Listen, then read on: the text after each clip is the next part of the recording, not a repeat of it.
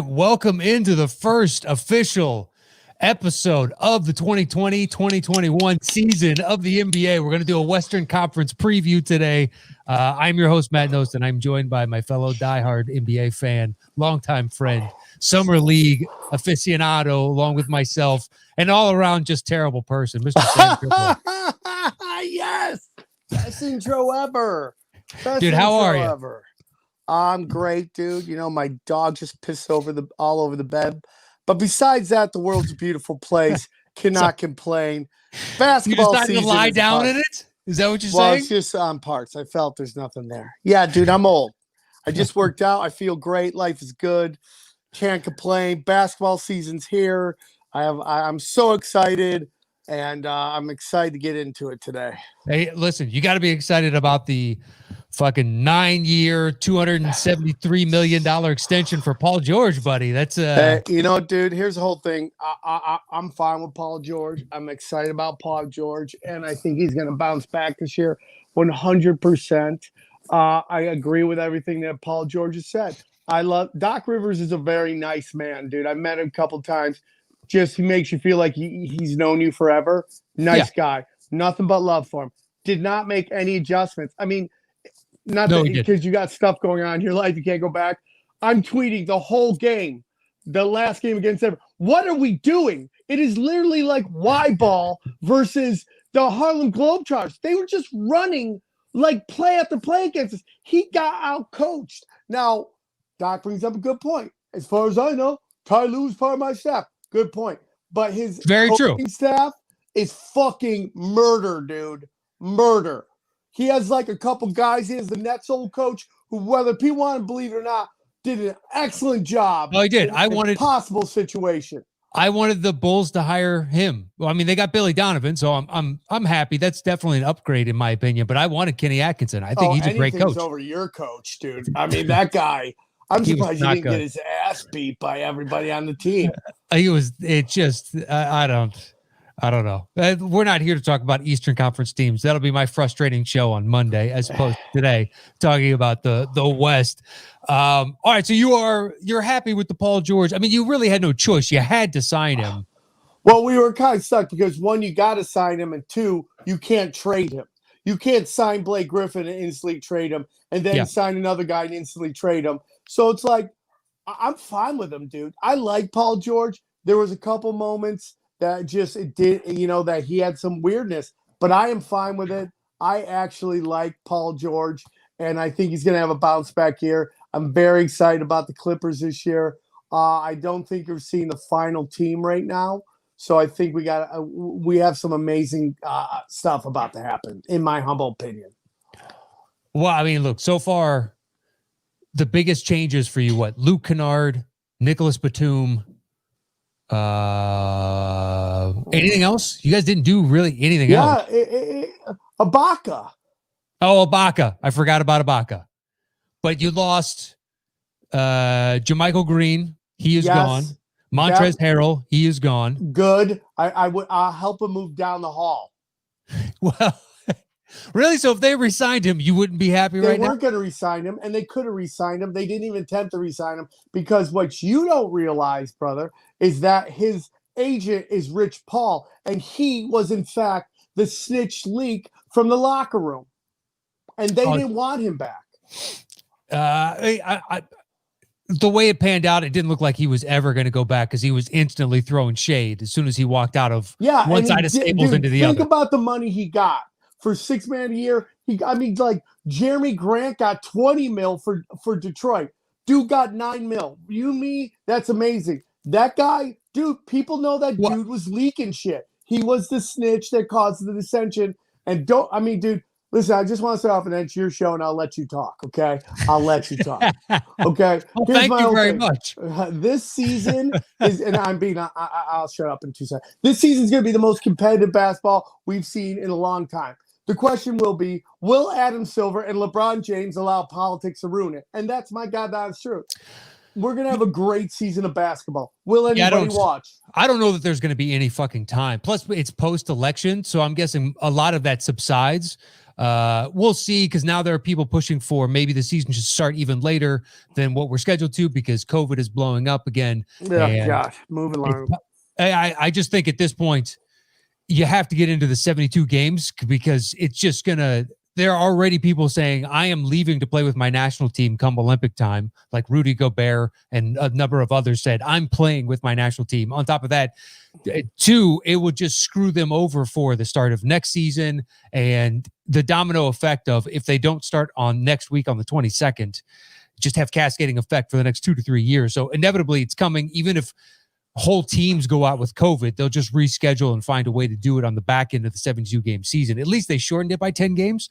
So they've made some accommodations there. But I do like the idea of what they do in baseball where, hey, if I'm going to New York, well, I'm going to play the Knicks and I'm going to play the Nets, and just try and bang that out over the course of 5 days and play them each 2 times and then move on, as opposed to constantly jumping around from city to city, trying to limit their exposure in any kind of delay. But it's coming. So looking at the West, I don't know if you did ranked 1 through 15. I told you that I would. End of the regular season, after 72 games, who do you think is number 1 in the West with the best record overall?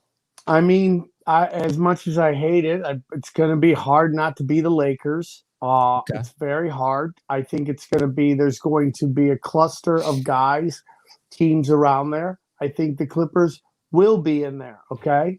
I think the Clippers will be in there. Does Denver make a jump? It's definitely possible. Yeah. Everybody's going goo gaga over Portland again. Like, Portland's going to be back. I don't know, man. I don't know. Rodney Covington is like this kid. That's my biggest problem, man, with a lot of these moves. Is like suddenly they're acting like, fucking Willis Reed's walking down the fucking hallway and it's about to be a game changer. I'm sorry. Like, the Clippers, the Lakers, God bless them. They won it last year. I'd be a hypocrite if I didn't tell you that it was probably, in my opinion, one of the hardest seasons, one of the hardest rings to win, because rookies got comfortable. Like, young players on young teams got comfortable with the Nets. They didn't have to go into, Boston Garden or the Staples Center or into Portland and have to deal with those crowds. So in that sense, I would be a hypocrite if I said it wasn't the hardest ring, in my humble opinion, to win. Well, I think it was the discussion of like putting an asterisk next to it, to me, was utterly ridiculous, especially the post-mortem.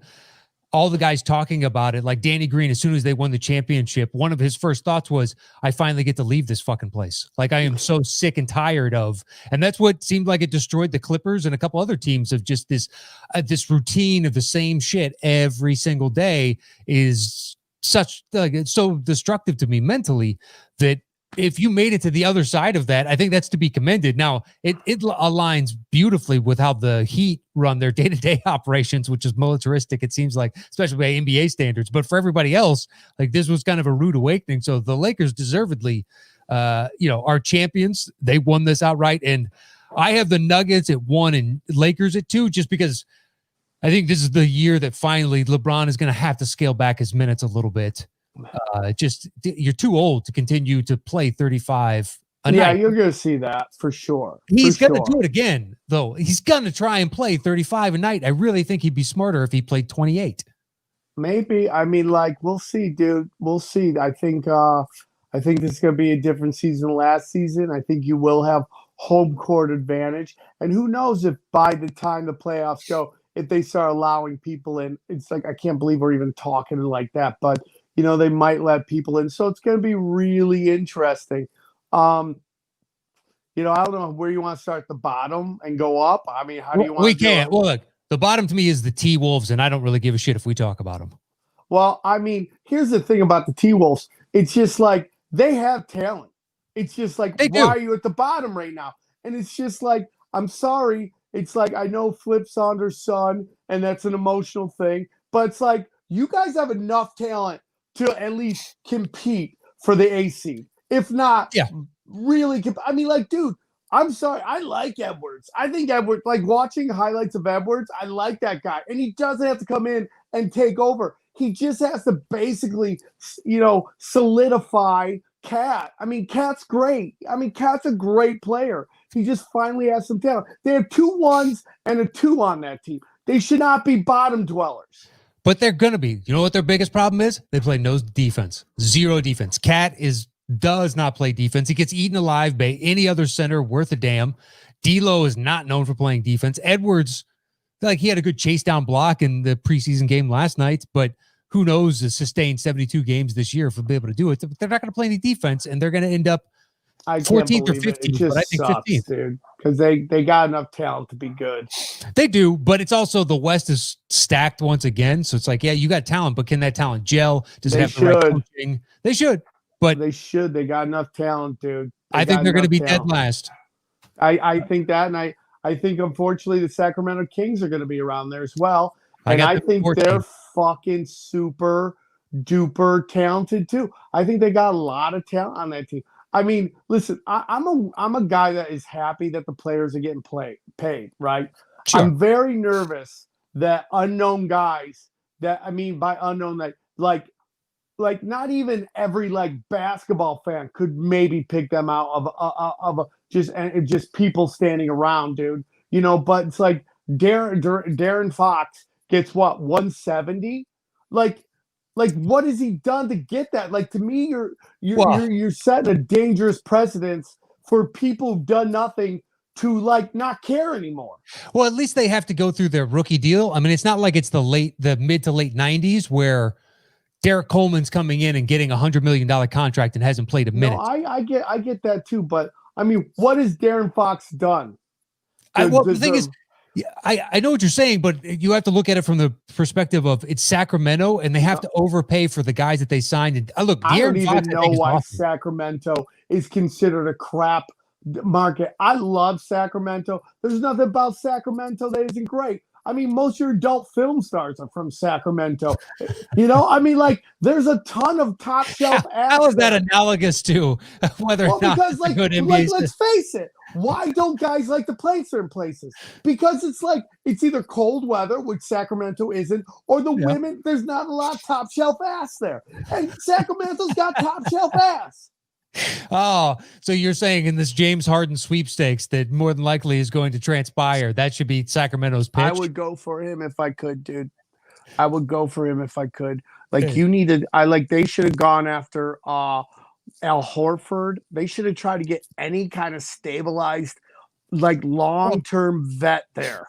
Yeah, but it's also a case of, you're worried about the precedent of somebody like De'Aaron Fox getting his big deal or not huge marquee talents. And you're right. Guys get Supermax deals. And there's really only 8 true Supermax or 7 true Supermax individuals. So places like Sacto have to pay. But I think the more dangerous precedent is someone like James Harden and PG before him signing a deal and then becoming disgruntled. And James Harden, you have 3 years left, and now you're pouting and demanding a trade. How does that not bite the players in the ass come next CBA?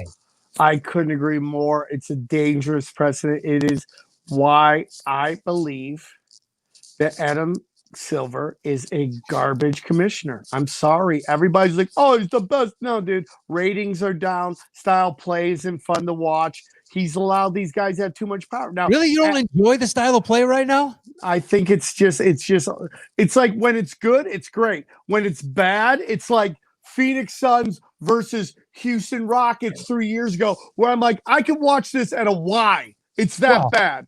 When they're shooting, both teams are, just having an off night from 3 and they're not stopping shooting 3. Yeah, it's difficult to watch. It is. But I still think, lost Tripoli there for a second. I can keep going. I still think it's better than the mid to late 90s ISO ball where guys just stood at the top of the key. The other 4 offensive players shifted over to the other side. I'm saying I'll take the bad 3-ball nights over the stagnant ISO ball of the 90s where 4 players move to one side of the court and then somebody just dribbles. Right. But that doesn't mean they can both be bad or they both can be good. You could have some great 90s play and some awful modern day play. Yeah, I agree. It doesn't have to be one or the other. I'm just saying, dude, it's just the chucking up of threes everywhere can get boring. It can. It's fun when Steph Curry does it because he does it with a flair and he can shoot it from anywhere. Or Damian Lillard. It's fun. When you got like everybody doing it, it's not fun, man. And it's just like, I'm sorry, but dude, a lobe down banger is great. I miss that kind of ball. I'm not saying everybody's got to do it, but I'm just saying it's fun. It can be, but it's. I mean, those guys are done in the current modern NBA. Will there be a shift back to it when a new Shaq comes? It will go back. Exactly. It will blend. It will blend. So the Kings, we agree. The Wolves, which shouldn't be the Wolves, the Kings.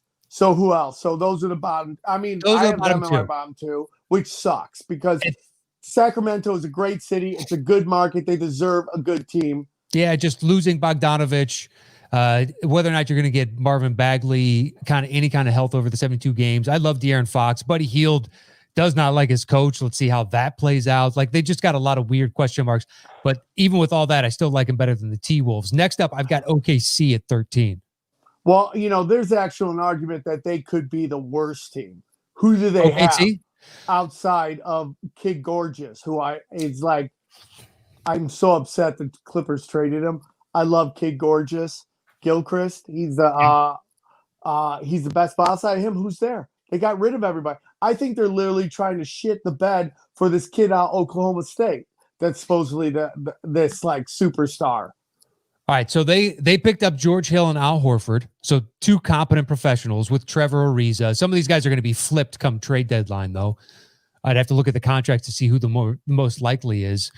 But yeah, I just think, I don't know, solid. They overplayed last year. Guys got a taste of it. Dortz looked good in the playoffs, handing the keys over to Shai Gilgeous. Like, they could end up being 15. I don't think the difference between 15 and 13 is going to be so significant that this is a, massive wide discrepancy between the two, like some huge chasm. So yeah, OKC, they could be 15th. I think they could be good, dude. I mean, not good, but I think they could be decent. But excuse me, I think they're going to be crap. What was I talking about? I really do think they're going to be crap, and done purposefully to try to get some, because supposedly this next draft is super deep.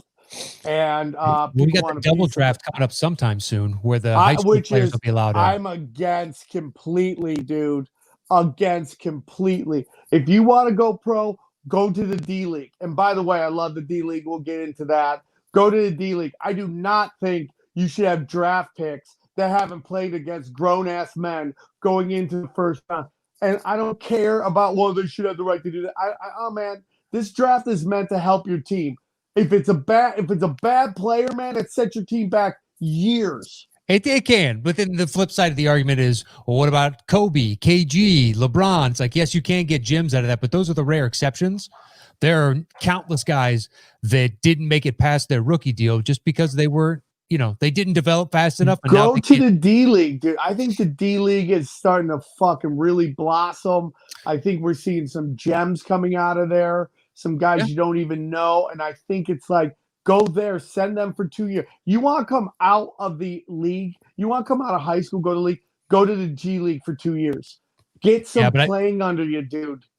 After the next CBA, high school kids are going to be allowed back in. It's gross. It's going to happen. It's gross. I think if you can go to war for this country, you should be able to make a living at the profession that you're best But you shouldn't have a guarantee, dude. That's the biggest problem. We're guaranteeing these kids money when they haven't actually shown anything, okay? And then they're taking up a roster spot for 4 years at X number of dollars. And listen, it's everything's a discussion between players and owners. What about fans? Fans deserve the best thing. Ours is done with our dollars. So where our money goes is basically our vote to the system. If we stop going and they got this guy for 3 years, we got to wait 3 years till this guy's gone. I know, but you're never going to get a say in that kind of decision making. It's all BS, man. But I like OKC. They got a lot of picks coming up. And they do. I've always said that they're Denver, OKC, their GMs are probably the best GMs in the business, dude. Without a doubt. All right, so moving on. I know Sam Presti is the sheer number of picks. I can't believe the Knicks or Chicago haven't tried to get that guy. Like Yeah, I these don't. huge market teams. And just overpaying wildly. Worth it, worth every penny. Okay, so now after this is where it gets interesting to me. 12 through, I think, is a discussion. Now, On what's some this level. play-in shit? Playing is so seed 7 and 8 will play 9 and 10 for the final 2 spots. Basically, all 7 and 8 have to do is win one game, and they make it. So if they lose their first game, then they have a second game. If they lose that second game, then they're out. Okay. All right. So I don't know how I feel about that, but I like it until like last year, Dallas would have had to play in, but they had a 6-game lead or something. There needs to be, they had discussed potentially figuring out some sort of machinations within this. So if you have a wide enough margin on, the 8th seed, you didn't have to participate in this. And I think that to me makes more sense. If the 7th seed is so far out ahead, why do they have to fight? What if they have 2 bad nights? Now they're out? That doesn't make any sense. yeah, I agree. Okay, so at 12, I put the Spurs. I mean, like, I here's the problem with the Spurs. They're like the old Buffalo Bills. It's just like they're never bad enough to get a player that can change the team. It's like one of those small markets. It's so hard to shit the bed because you're the only thing in town. You got it locked down. Do you really want to go a season where nobody's coming? It's just a harder thing, dude. It's just harder, but I think that they need to shit the bed, dude. It's just like in my opinion, either you're winning it or you're trying to tank it. That's my opinion. There's no big offseason acquisitions. If they're running it back with LaMarcus and DeMar, which means their 3-point shooting is going to be suspect and their defense is going to be suspect again. Now, they made a late season push at the end of last year and got into the discussion of, well, maybe they could get into this kind of playoff situation or the play-in game situation. But ultimately, they didn't. And I think it's going to be more of the same this year. They're going to be up and down. And I don't know. Maybe I think LaMarcus Aldridge should be traded to where I can't tell you, but I think who wants him? I think he's a veteran that's good on a team that needs a little help. I mean, like Boston, he'd be perfect on Boston. I would want to tie up the money. I think DeRozan has more fit with a bunch of different teams. I don't know, man. DeRozan doesn't want to shoot threes, which I don't mind, but it's like, I don't know. I don't mind him as elite anymore. Well, yeah, but when he steps in from the 3-point line and shoots that long too, that's when it kills me. It's like, dude, it's 1 foot back, and he does it all the damn time. It's like, yeah, dude, fucking foot back. It's so weird, dude. It's either shoot 3 or bang down low. Yeah, well, and I don't know how much he's going to continue to keep finishing in the lane. The older he gets, just that aspect of playmaking slows down for everybody. We saw that with Westbrook, dude. How many times did Westbrook go to rise and dunk, and he clanked it on the rim last year? I was like, damn, Father Time said knock knock. Undefeated, except for LeBron James, who's obviously HEH. And anyways, next one. Dude, if it turns out he didn't ever, like somehow we've managed to find out, that could be the most impressive thing about him is just. Of course, but we know it's not real. We know that's not possible. I don't know how it is possible. Your numbers keep going up. It's just like when you're that. I mean, we'll get into the Lakers soon because I have a whole shit about that. All right, well, let's move on then. Okay. At 11, I put the Pels. It's tough, man. 11 up, like 11 through 7, you could tell me. Okay, real quick. Give me 11, 10, 9, and 8 real quick, and we'll bang them all out. We'll talk about that thing right there. At 10, I put Houston. Okay. Because I have my theories on that, dude. Yeah. They're already sick of talking about it, and that's all they're going to talk about. 9, I've got the Grizzlies. Okay. And I think this is my wild card. I put the Warriors at 8. That's an interesting 4 because those could go in all different order. But if I had to pick one of those 4 that I go, who do you think is going to do the best? I would take the Pelicans. I would. That depth, man. It's just, is it going to be able to gel? Well, dude, Here's the whole thing, man. There was tiny talk about maybe they might go after Harden. I'm sorry. Here's a weird thing, dude. A couple things. One, I think Houston's gonna be better than people think. I think I John don't know. Wall is a little better than people think. How is John Wall any different from Russell Westbrook?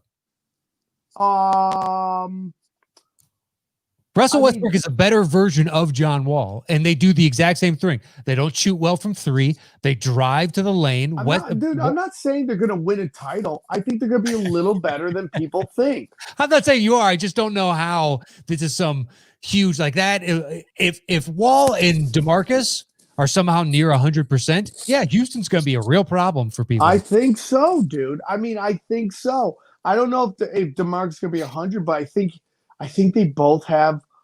Now, granted, they could have a giant injury and it destroys everything. Injury, but and it could set everything back. But they seem to be pretty determined on showing everybody that. I mean, granted, it was preseason, dude, but they looked kind of good.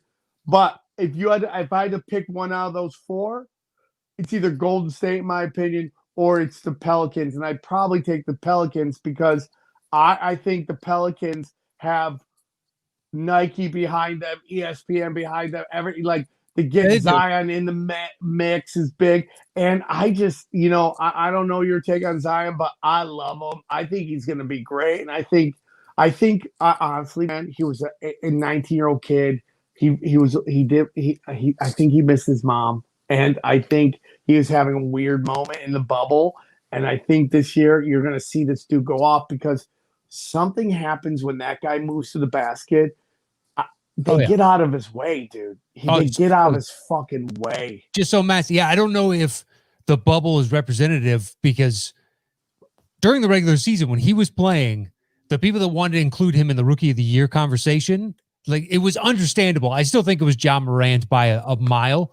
But at the same time, he entered in the discussion of like, if you could get 82 games out of each, Zion is the more valuable of the two. He's utterly unstoppable. And then we go to the bubble and he just looked kind of checked out. So maybe you're right of that. He missed his family, his routine, whatever the case is. I like the Pels a lot. It's just the Bledsoe is a downgrade from Holiday. Steven Adams. Okay. So they're going to start him at the 5, shift Zion over to the 4, and then Ingram down to the 3. Okay. That seems interesting.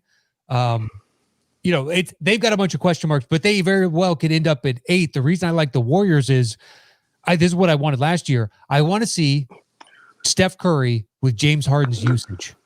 And that's what's going to happen this year. And let's see if his efficiency can maintain. And if he does, he's going to have one of the best offensive seasons in the history of the NBA. Weissman, dude.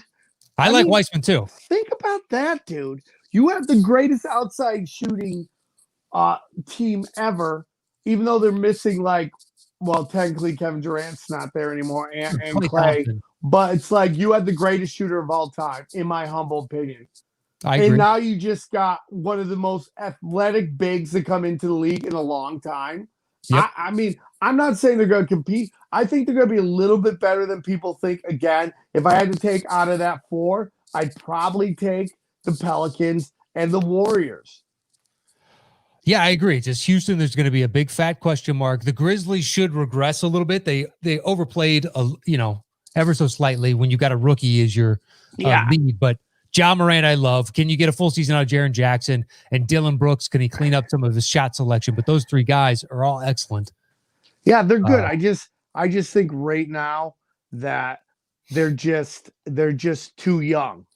That once they have a little more experience, they're going to be able to bang a little better. But I just think you're going to see really great things from the Pelicans. I could be wrong, but I just think Zion's about to really, really show the world why everybody was excited when he got drafted. Yeah. So, I mean, and to this show, it just shows you how competitive this West is. I mean, when you're talking all the way down to 12, could easily be 8. Yeah. Could easily be 7. I mean, inch up to 7. It's possible. Did anybody see OKC making it to what were they 5th or 6th last year? Nope. Nope. Their overall depth. Yeah, I don't know, because part of me thinks that because of the condensed schedule of the 72 games, that favors the younger legs of the Grizzlies and Pelicans. So maybe they supplant the Warriors and Rockets. But then you have the veteran nature of Pels have a little bit more of a balance of that over the Grizzlies, but the Warriors obviously, been there, done that. I don't know. I think that if Curry can get the usage numbers of James Harden, and if James Harden can perennially, get a shit team into the playoffs, not a shit team, but you know what I mean, can carry a team on his back, then I believe the Warriors can as well. I think the Warriors are going to be interesting, dude. Wiggins is at 2, where a lot of people think he's more natural. He's not going to be a guy that dominates you, but look at that team, dude. What do you need him to be? What do you need him to be? The 3rd or 4th guy on that team? He's perfect for that. Well, that means what? Either he's going to be the 2 option or Kelly Oubre. I think he's the 2 option. I would trust Oubre's a good playmaker, but I don't trust his shooting. Yeah, which is crazy. Well, that's the biggest thing. These brands where they get these guys and they start talking about like they're the second comings of something. Like, oh my God, can you believe the Suns got Oubre? Nobody cares outside of Oubre's family. All right, nobody cares. Yeah, and I'll get into the Lakers. That's my whole opinion about all this Lakers shit. Okay, it's just people going.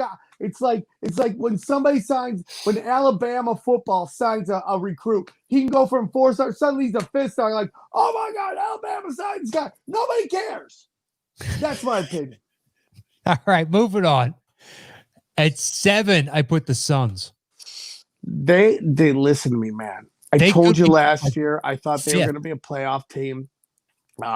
Obviously, their center got popped for drugs or performance-enhancing drugs, whatever that is, out 25 games. Really hurt that team. I like Chris Paul on this team. And I think Chris Paul being sent to OKC really did a somewhat of a job on his ego a little bit, kind of checked him a little bit. Yeah. So that's the perfect Chris Paul to get, a humble Chris Paul. And coming into a situation where he knows he has no shot at being the number 1. In fact, DeAndre Ayton is higher on the pecking order than he is just because they invested so much draft capital in him. But it's Booker's team. So as it should be. It should be. And Booker's going to get the last second shot. It goes to Booker. Like, you just need to know that coming into it. He's great at it. He's great at it. That shot in the playoffs or the bubble against the Clippers. Gotcha. Or Clippers, rather. Yeah. We know about that. We know about that. Kawhi and PG's face, but mainly PG's face. We got it. He's got the killer instinct. He does. And he got rid of that weird obtuse haircut that he had that looked like a fucking Tetris piece that nobody wanted to tell him. That looked stupid because he had so much money and he was getting top shelf ass. Dude, why nobody can say anything? Why are braids back and so big? No, why are cornrows still a thing? Your grandpa wore cornrows. Why are you wearing cornrows? Melo, year 15, decided to bring it back. But I don't get a few of these guys. It's just like, dude, we can all agree this is terrible, right? We can get into the social aspects of this and how like white people aren't allowed to give black people any advice on fashion. So they just do whatever they want. And everyone's like, oh, it looks great. It's like the Emperor's New Clothes of garbage. Okay.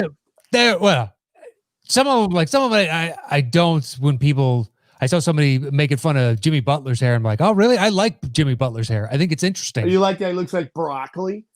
Yeah. Because it's a unique choice, and it's his. And then all of a sudden, like everybody showed up to the bubble, and they've got those junior braids, and they all look terrible. They look like knockoff Bo Dereks. Yeah, they all. Why are we doing this? And nobody will tell them because they don't get any outside. Like, dude, it's like outside influences change the way you operate. It's just men with women, women with men. It's just the way it is, and nobody will tell them because they don't want to be called racist. You look garbage, okay? Stop with the Venus Williams look of 95. Nobody likes it. Okay? This is Sam speaking. I don't care. Call me whatever you want. You look stupid, all right? I'm tired of cornrows looking like you got Etch-a-Sketch on your fucking head. Your grandpa did it. Move along. I don't mind that it's like mellow because he did it previously. So it's like, he's bringing back a hairstyle that he's had before. So be it. It's like when everybody showed up at the same time with braids, and you're like, Was there a group text? It looks dumb. It looks dumb. It I'll looks fight everybody. childish. I'll fight everybody. All right. So the Suns, I like them at 7. They could. I love them at 7. I think they could easily make a move for top 4 without a doubt. They have the pieces. 5 would be the highest I think I could see them going. You just never know when they get on a run with Chris Paul's the perfect guy. With injuries. And he gets along with their coach, who I told you last year was the perfect coach for them because they didn't have coach for a couple years. Hornacek was kind of decent, but after that, they just went through 2 or 3 garbage coaches. Well, it was just a rotating door of guys. They never give anybody longer. Earl Watson is the worst coach I've ever seen in my life. Okay. His team was so bad. I'm like, that's why they didn't even look at him for UCLA. He wanted to coach. I'm like, dude, the worst NBA basketball team I'd ever seen was Earl Watson's Phoenix Suns team. And I'm a Clipper fan, okay? But here's the thing about the Suns. They have all the pieces. They have all the pieces. They do. They have young players. They have got a little taste last year. They have 3. I always say on this, to be a championship, you got to have 3 all-star level players.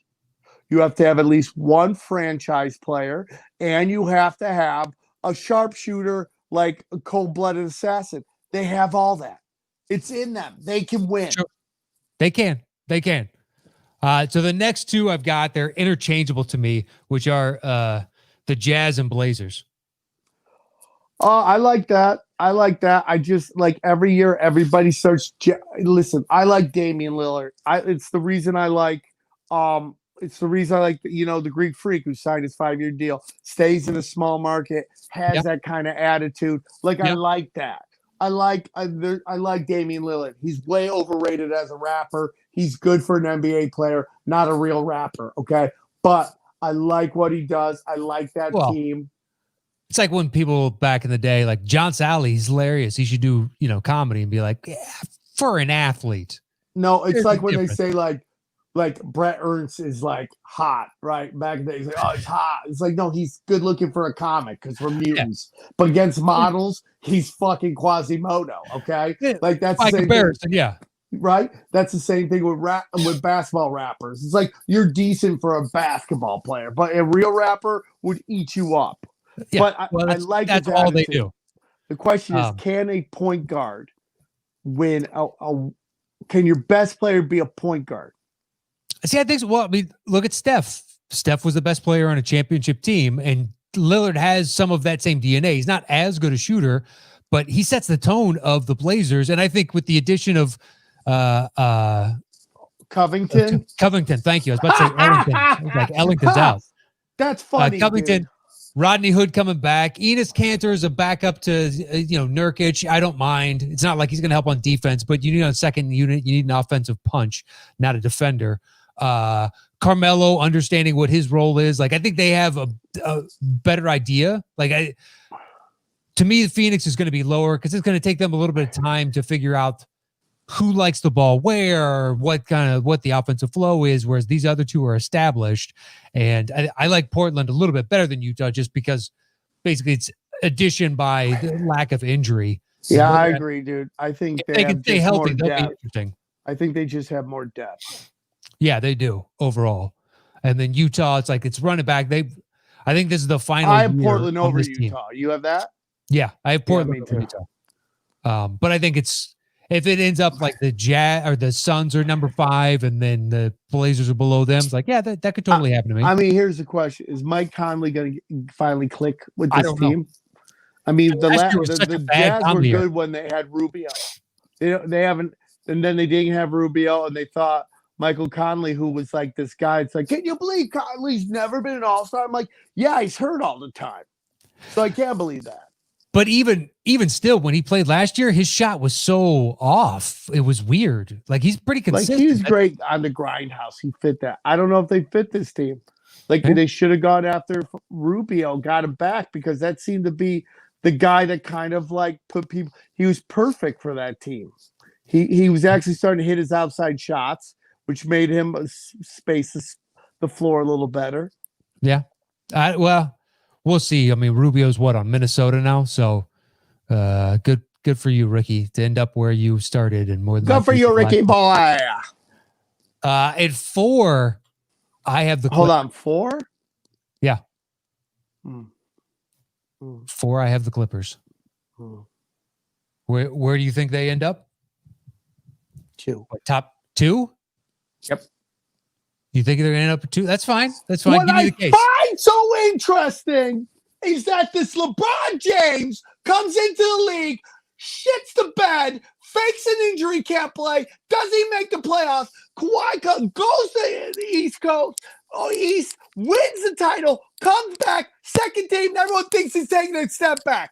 Y'all don't know who this dude is. Y'all don't know.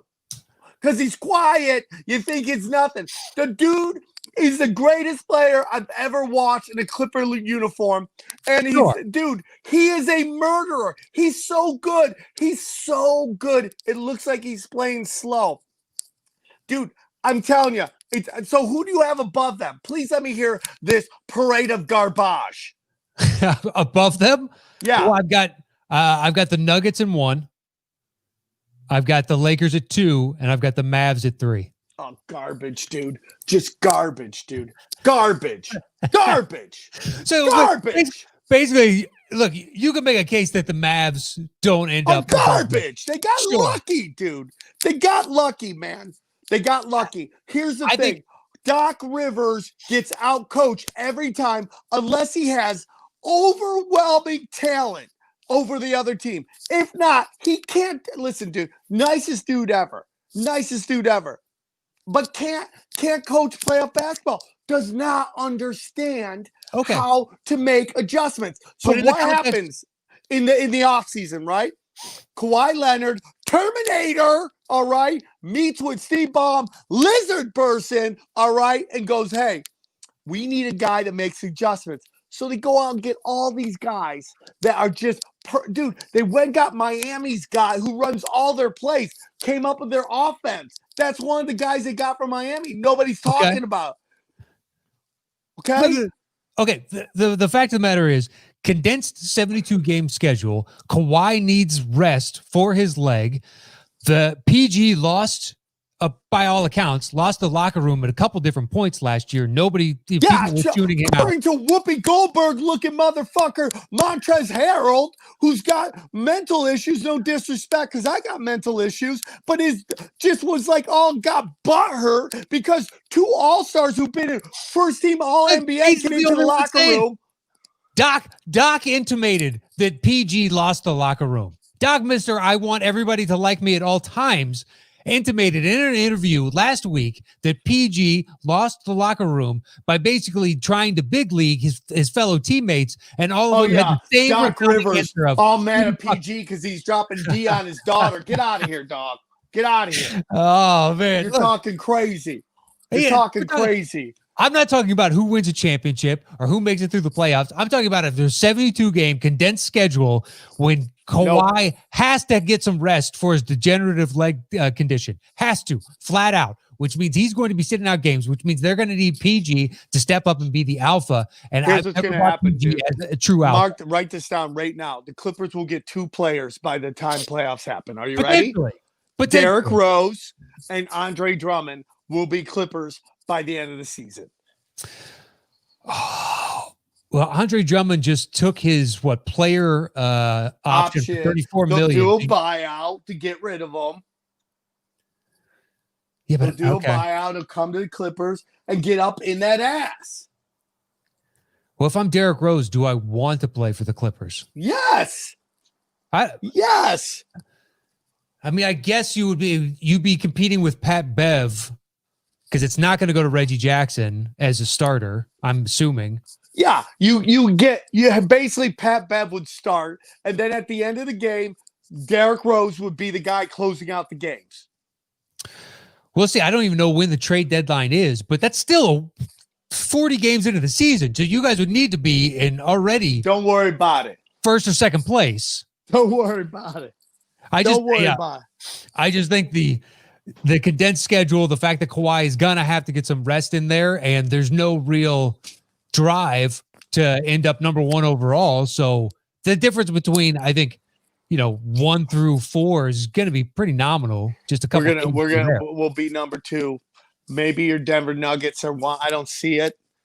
I just think they're younger, so they'll, if LeBron finally does take some rest.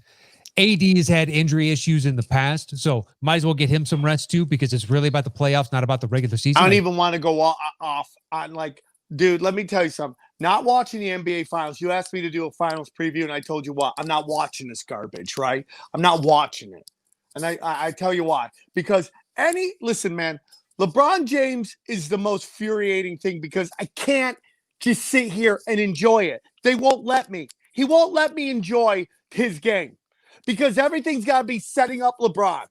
Everything's got to be setting up LeBron. They're thinking about dinging the Milwaukee Bucks for fucking for what's it called when you try to influence a player on another team? Well, with tampering, yeah. right? You had LeBron James and the Lakers openly fucking calling for AD, openly.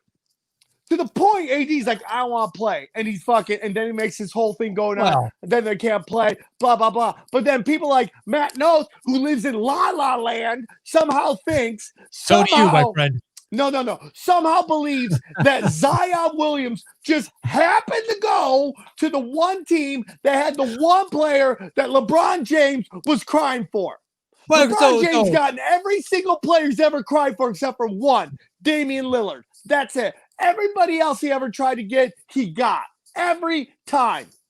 That's a problem with this guy. And that's why nobody watched the finals, dude, because they're tired of the NBA bending over backwards to help LeBron James get rings so he can have this stupid conversation about Michael Jordan. It's boring, dude. And you're going to have an aneurysm. Dial it down. You're going to have a fucking stroke I'm telling you, Matt, nobody's watching the NBA this year. The ratings are going to be shit because people are over LeBron. The NFL is down tremendously this season compared to seasons, years before, when people have nothing to do except watch football, and they still have good ratings. But compared to previous years, because of the politics of everything, and there's no one more political than LeBron James crying about oppression while he buys a $30 million mansion. True. Yeah, it is hypocritical at times. The man won't let us enjoy how great of a player he is. Because I just love that you're attributing all this stuff, all this vitriol and this pent up rage that you have to me. I am the surrogate for every frustration all of a sudden that you've ever had. Because you want to just act like it's all fucking touch but happiness. Okay? And it's not touch but happiness. When did I say that? Okay? LeBron James got the league to bend over backwards to get him the second best player in the league. And everyone's like, LeBron just is a competitor. He's fucking a baby, man. And that's why nobody wants to watch the Lakers play anymore. Because they're tired of the league bending over backwards to fucking give them whatever they want to compete. It's boring. We'll see. We'll see at the end of the year. You know what? We can. And then the Dennis Schrader, everyone's acting like fucking Isaiah Thomas from the Bad Boys. Pistons are walking through the door. This guy was a third point guard on a team with 3 point guards. Yeah, okay, but he was in the 6th man of the year legitimately conversation. He's a garbage man. He fucking played for fucking Atlanta when they were garbage. Okay? He did, but at the same time, it wasn't. I wouldn't. So stop acting like this guy's a game changer. He was never a number one. Oh, by the way, the Clippers might get Lowry too. That could be a player as well. A Lowry player. I don't see. He's gonna finish the season with Toronto. There's just Denver's good. I'm a big Bol fan. I like Bol. I like Bol. I would like for the Clippers to have gotten Bol. We could have gotten Bobo. We could have gotten Porter, but we didn't. I don't know why. Nobody likes Porter on his team, by the way, because he yippity yaps the whole time. Yeah, but at the same time, the fact that you guys did not take Porter, when I was watching that draft, it's like, okay, you got your point guard in Shai Gilgeous, and then you took another fucking guard for no reason. It was kind of like Minnesota when they skipped over Steph Curry and they take Johnny Flynn and Ricky Rubio. It's like, why did you take back-to-back point guards? Yeah, because it doesn't make a fucking sense. If any team could take a flyer on Michael Porter Jr., it was you guys when you already have too much depth and you have two picks. We needed a fucking wing too. It's just like this guy was a nominal number 1 overall, He's had some health issues. If you can get him at 13, I believe it was. That's why Denver, their GM, is just brilliant, man. The loss of Jeremy Grant, though, is huge. That dude is a legitimate 3-and-D. And last year in the playoffs, man, he D'd up everybody that they put in front of him. He was, from centers down to point guards, he took them all on. And the craziest thing is that he was offered the exact same contract that Detroit gave him, and he turned down because he wanted more minutes.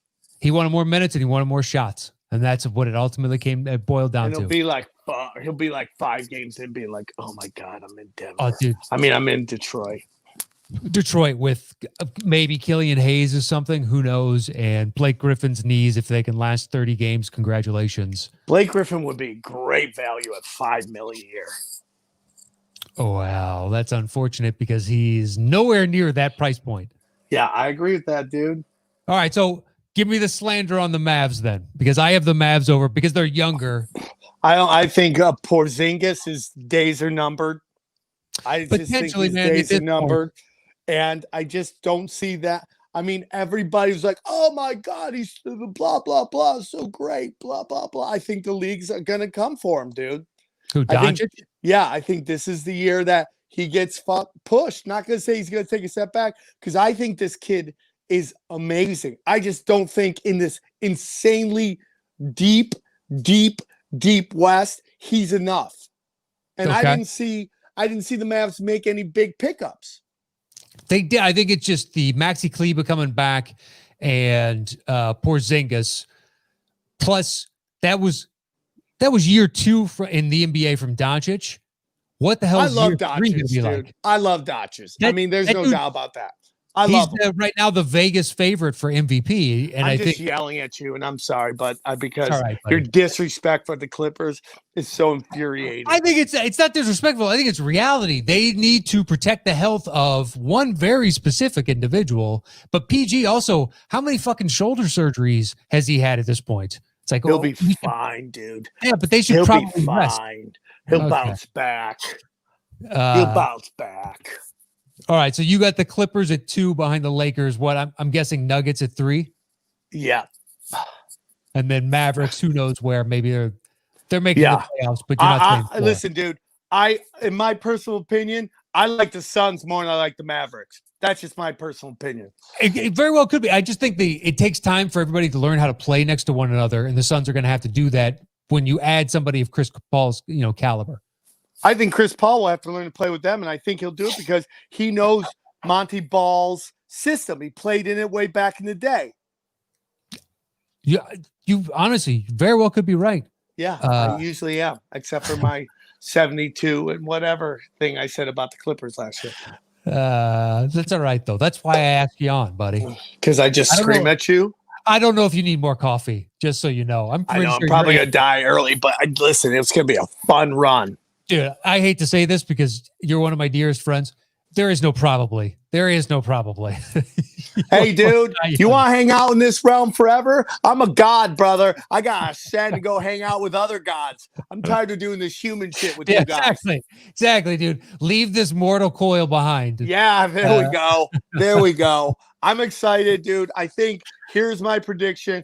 I believe this is going to be the most exciting basketball season we've seen in a while, and nobody will be watching it. That's my opinion. Even Probably for bad ratings. I think the ratings will be similar to what they were last year, which is just, okay. We'll see, though. Hopefully I'm wrong. All right, Matt. It was good to see you. I hope the piece of business is kicking ass, and I hope you're doing well. Hope your wife is well. And it's always a pleasure to talk to you. And I see you're doing a show with Freddie Lockhart. That's great, too. Where can people find you, buddy? I'm everywhere, brother. I'm everywhere. I'm like Spider-Man. I'm here. I'm there. I'm in the shadows. I'm in the light. I'm everything, dude. You're a god ascending. I'm a god ascended, dog. Aware of everything. Okay. I'm at Ronin Sam Tripoli on Twitter because I took my original one because I got too close to the truth. I'm at Sam Tripoli on YouTube. What happens? Yeah, dude. When you get I'm surprised they still let me walk around with this truth I'm dropping. Find me on Cameo. If you want some fucking conspiracy manifestos, find me on Cameo. I'm crushing it. I'm putting out 7 premium content shows a week. I have 3 on tinfoil hats. Patreon. It's patreon.com/tinfoil hat. Then I'm doing 2 shows with Mr. Brian Callen. It's called the Conspiracy Social Club. That's at patreon.com/Brian Callen. And then finally, I have a spiritual podcast because I'm a god trying to ascend. And if you go on rockfin.com/0, please check it out. Matt, I would highly suggest that you try to get on Rockfin. It is a wonderful platform for premium content, and I would love to make an introduction to you if you're looking for that straight cheddar, homie.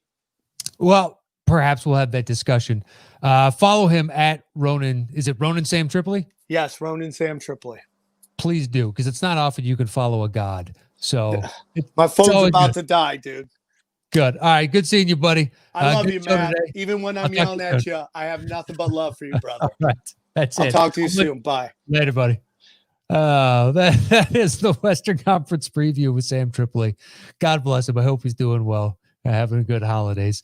I'll be back on Monday with an Eastern Conference preview because the league starts on Tuesday. So I want to bang that out. Look for it. I'll probably go live somewhere around 2 p.m. On 2 p.m. Pacific time on Monday. So look for that over there. I hope you enjoyed today's show. That is it for Dropping Dimes today.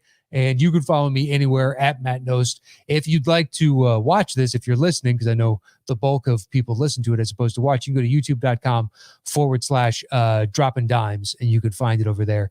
And that is it. See you guys on Monday. Enjoy your weekend. Until then, adios.